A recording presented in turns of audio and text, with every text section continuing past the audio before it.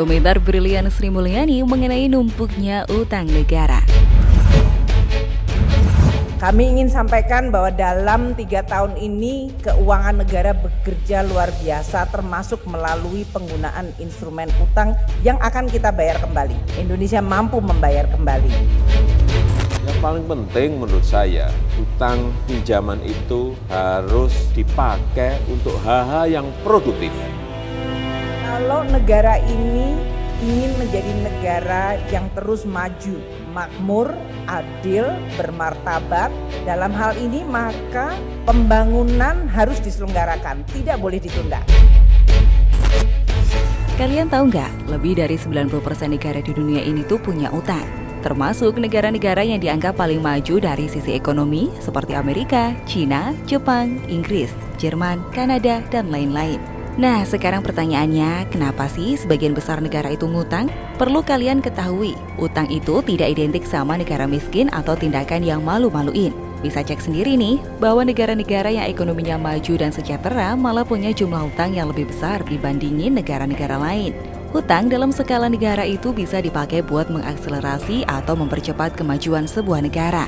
Dengan catatan, rasio utangnya tuh harus sehat dan wajar penggunaan atau alokasi dananya juga harus bisa dipertanggungjawabkan, di mana utang tersebut bisa dialokasiin untuk pengembangan sektor-sektor produktif sehingga menghasilkan masukan untuk negara.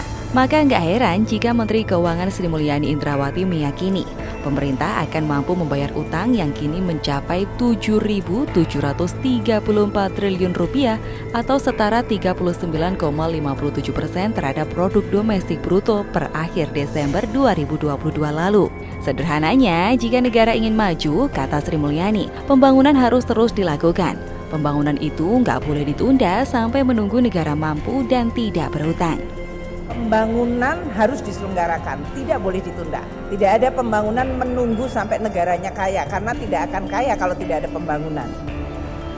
Jika pembangunan terus didorong dari sekarang, Sri Mulyani makin optimis Indonesia bisa menjadi negara maju saat 100 tahun usianya pada 2045. Sebelumnya, Kementerian Keuangan mencatat posisi utang pemerintah per 30 Desember 2022 sebesar 7.733,99 triliun rupiah. Jumlah itu naik 179,74 triliun rupiah jika dibandingkan posisi utang bulan sebelumnya yang sebesar 7.554,25 triliun rupiah. Berdasarkan realisasi tersebut, rasio utang pemerintah terhadap PDB naik dari bulan sebelumnya 38,65% menjadi 39,57% per 30 Desember 2022. Jika dibandingin pada periode yang sama tahun lalu, jumlah itu turun dari posisi 40,74%. Utang Indonesia masih aman dan tetap harus dikelola secara prudent, teliti, dan kompeten. Jadi udah jelas dong utang negara buat apa? Saat ini memang pemerintah tengah memastikan terwujudnya SDM yang unggul agar generasi penerus bangsa mampu membawa Indonesia menjadi negara maju kelak di masa depan. SDM unggul menjadi faktor penentu keberhasilan suatu bangsa. Tidak hanya SDM saja, Indonesia juga bisa membuat negara lain iri karena SDA yang diberikan oleh Tuhan jumlahnya tidak tanggung-tanggung, termasuk melimpahnya SDA pada komoditas bauksit dan nikel. Banyaknya cadangan nikel dan dari sisi produksinya mampu membawa Indonesia menempati peringkat teratas di dunia. Jumlah cadangan nikel sudah diketahui, posisi harta karun nikel di Indonesia pun sudah ditemukan. Misi selanjutnya yaitu mengembangkan mineral nikel menjadi energi terbarukan dan mobil listrik. Bila mobil listrik ingin hidup, maka diperlukan sebuah baterai. Untuk membuat baterai listrik atau lithium inilah peran nikel digunakan sebagai bahan baku utama. Kita tahu, mimpi terbesar yang diimpi-impikan Presiden Joko Widodo diantaranya dapat memproduksi mobil listrik dan menjadi pusat ekonomi dunia yang berhubungan dengan nikel. Pengelolaan biji nikel menjadi bahan siap pakai mengakibatkan harga jual yang tinggi, maka keuntungan yang didapat juga berkali lipat.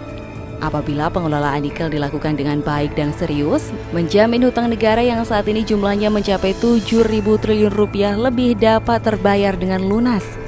Misi-misi positif inilah yang terus digalakkan oleh pemerintahan Jokowi saat ini.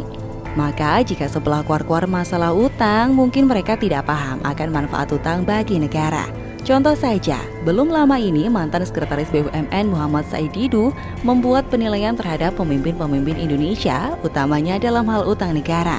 Dalam penilaiannya, pria yang akrab disapa Said Didu ini menyebutkan jika Presiden ke-7 RI, yakni Presiden Jokowi, lebih jago menumpuk utang dibanding dengan presiden pendahulunya, SBY atau Soeharto. Dalam narasi cuitannya di media sosial Twitter, dia memberikan rincian utang per hari yang dihasilkan dari Presiden Jokowi, Soeharto, dan SBY. Dari hasil perbandingannya itu, dia menyebutkan bahwa Presiden Jokowi memiliki kehebatan berkali-kali lipat dalam hal menumpuk utang. Menanggapi cuitan Said Didu, salah satu warganet pun meminta data analisis mengenai penggunaan utang juga pengaruhnya terhadap PDB dan juga produk domestik regional bruto atau PDRB. Selain itu, warganet lainnya juga menyebut jika ada banyak variabel yang seharusnya dimasukkan dan dijadikan acuan, mengingat utang Soeharto yang terkecil namun pada masa pemerintahannya negara mengalami krisis. Kasihan sekali bukan manusia merdeka ini, bukannya didukung, malah dicecar netizen. Bagaimana menurut Anda?